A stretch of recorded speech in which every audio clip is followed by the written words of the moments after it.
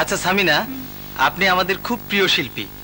আচ্ছা, কেউ যদি আপনার গানের প্রশংসা করে তখন আপনার অনুভূতিটা কিরকম হয়? আমার হ্যাঁ। আমার আসলে আমার প্রথমে খুব হাসি লাগে, কারণ আমি তো এতখানি প্রশংসা পাওয়ার মতো না হয়তো, বা সেই জন্য যা হোক পরে লজ্জা পেয়ে যাই, কিন্তু শেষে তো ভালোই লাগে। আচ্ছা, আজকে যদি আমরা আপনার কাছে একটা কোনো প্রিয় গান শুনতে চাই। কার? আপনার প্রিয় গান? আমার প্রিয় গান? হ্যাঁ।